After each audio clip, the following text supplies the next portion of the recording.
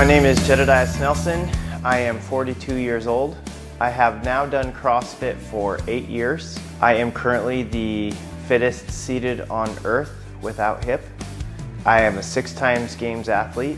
I have competed at Wadapalooza now 5 times, podiumed 4, and podiumed every year at the games. The whole definition of CrossFit to me is how good can you be? Like, how much can you push yourself? How much can you suffer? What can you build yourself to?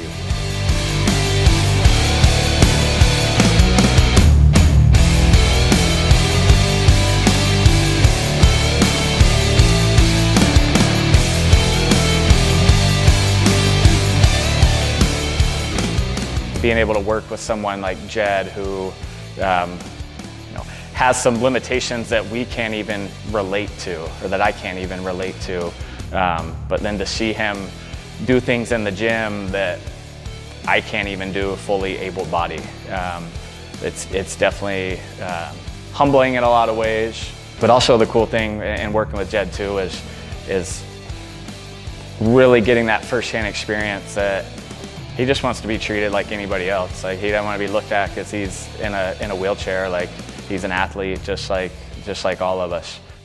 I was raised as a farm boy where it was basically just get in and get it done. There was no excuses, no, raised half my life on a chicken ranch and then half my life on a dairy heifer ranch. When I got into dirt bike racing, being on a farm, I had dirt bikes all my life pretty much growing up. That's how we got around the farm and whatnot. And then when I was 16, I saw a race on TV and was hooked. And so started by building a little track at the back of the farm and started building from there, and then just kind of built to where I ended up racing for 17 years. I raced 5 professionally as a level of a minor league athlete, and that was my life for a long time. And it was funny, like when I got to the point to where I decided to retire from racing, I learned as passionate as I was about that sport and I was about racing, I was more passionate about the grind.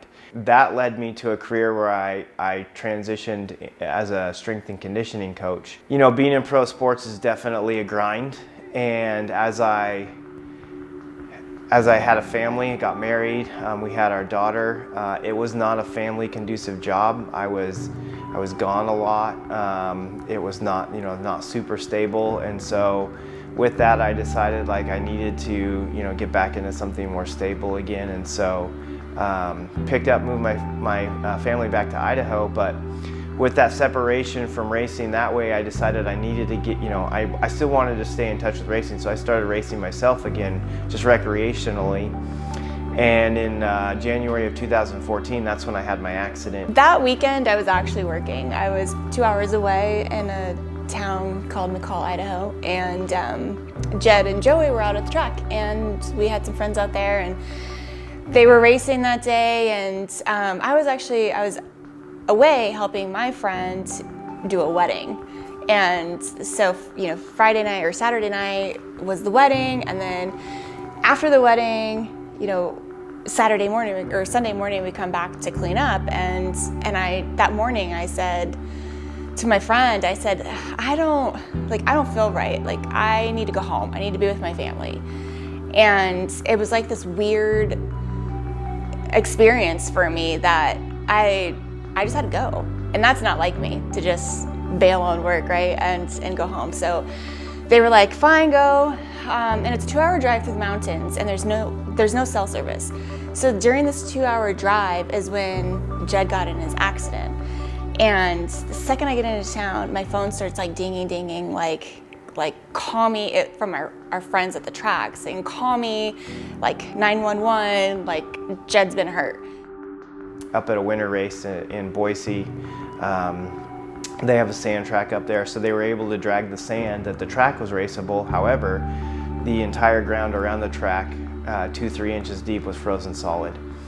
And the problem was I got a little loose coming down a steep downhill, and I got thrown off the track, and that's how I sustained my paralyzing injury. I obviously dislocated and shattered my T12 vertebrae, causing a complete spinal cord injury at that level, paralyzing me from the waist down. fractured several ribs, shattered my sternum, punctured my lung, dislocated my left hip, dislocated my left shoulder, and in the process of dislocating my left hip, I sheared the head off my femur. Like, he just looked in my eyes and he's like, "I'm so sorry." And yeah, we knew nothing at the time, and you know, like walking into that and your life just changed. As soon as my injury happened, immediately I was okay because I knew God would use me for good in a wheelchair, that I was there for a purpose and a reason. Even though I don't believe He put me in a wheelchair because I have free will to make decisions, He was going to use that as an opportunity for me to grow something. I knew how I ticked. I had taken the time to really learn me. And all I knew is that I needed something to channel my competitive drive. You know, like from being a racer before, to being a coach, to back into racing, that was the one constant in my life, was I always had something to channel that energy, that competitive energy into. And so the biggest thing I knew, that if I was gonna be okay being in a wheelchair, I had to find something.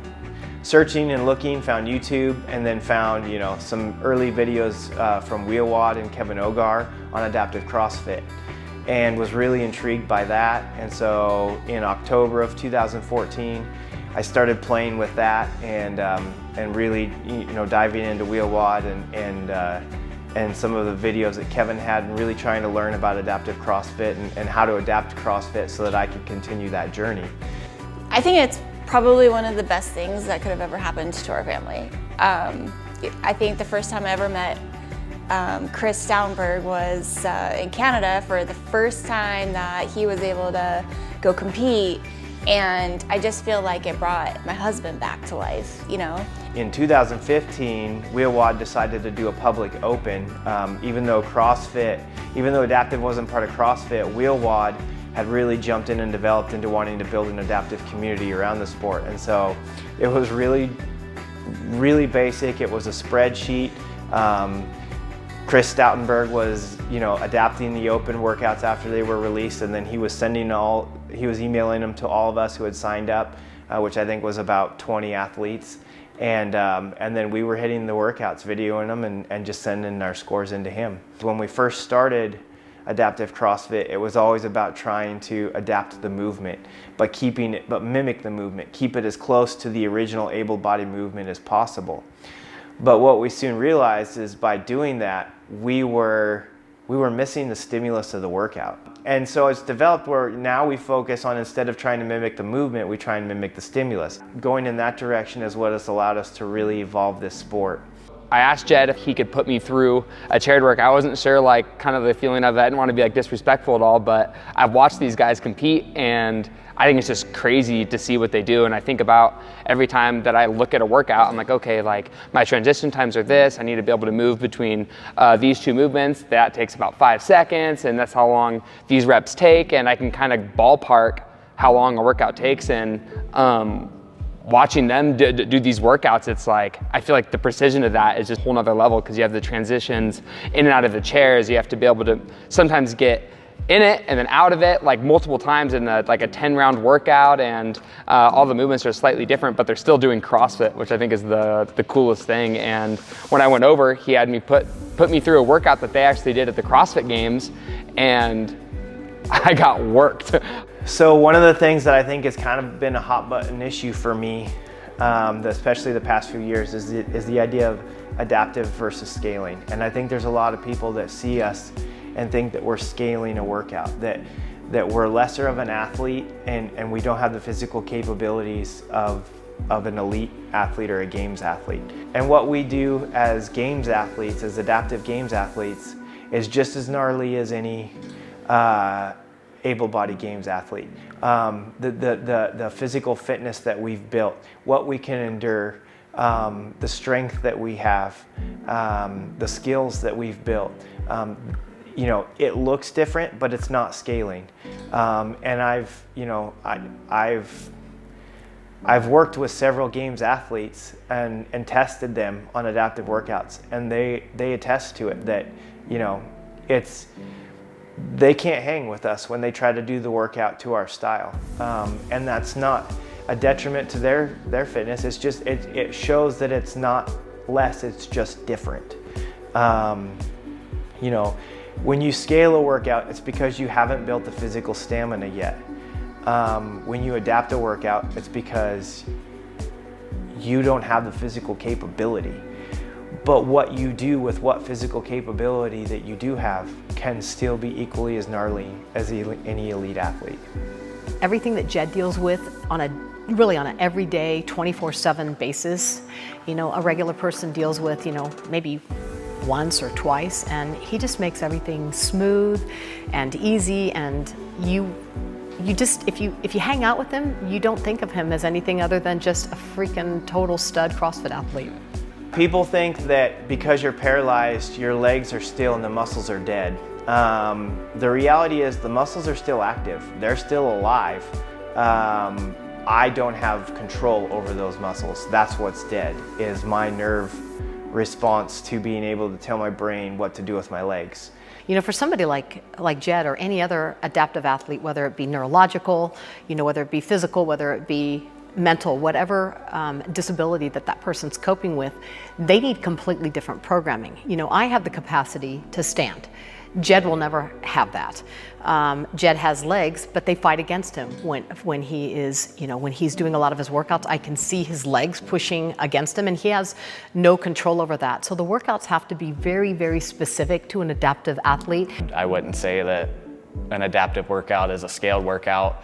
It's just a different workout. I see what Jed does day in and day out, and it would kick my butt. I see my role continuing as the ambassador for the sport to help grow it. As a coach, somebody help running competitions, help navigating and networking the space between CrossFit and adaptive athletes. I really think I have a role to serve in really helping educate and grow this sport, because I want to change other people's lives in the same way my life has changed. The narrative is no different for adaptive CrossFit as it is for able-bodied CrossFit. This sport will change your life. The functional fitness it provides and what you can do with that health, whether you ever compete or not, is huge. The things that I've seen myself and other adaptive CrossFitters, the stuff that we can do independently versus people in wheelchairs that don't apply the methodology of CrossFit to their health is huge. And I just want to see that grow. You know, the mental, the emotional support of the community as well. So many people, so many adaptive people live their life isolated, and to have a community that just sees you as a normal individual, as another athlete, and treats you that way, and you have that kind of social camaraderie, is huge. And so I just want that for more people. I think that WheelWOD has paved the way. I think in this one spot, it's where if CrossFit really wants to embrace adaptive and grow it, they need to embrace that and get on that WheelWOD road, who's already shown them the path. Justin, what's up, brother? What's up, dude? Hey, can you help me grab my sports chair real quick? Oh, dude, yeah, for sure, man. Man, I'm gonna be so glad when I get my actual new fitness chair. What's different about it? Well, for one, the chair I have now is not an actual sports or fit chair. It's a modified basketball chair. They didn't have sports chairs back then. And so it'll actually be more like a normal chair, like the wheels aren't off camber. Oh, like bowed out like that? Yeah, I won't have to have two chairs when I make these trips, because I can actually get in that chair, because the fifth wheel, or the anti-tipper, is removable. Oh, so that's I can sweet. take it off and pack it to the gym and actually just use one chair, and it's just basically more like a real chair with just a reinforced frame. So Oh, heck yeah, dude. much more functional for a lot of different workouts, and so yeah, it'll be nice. Dude, that's sweet. Let's go get it.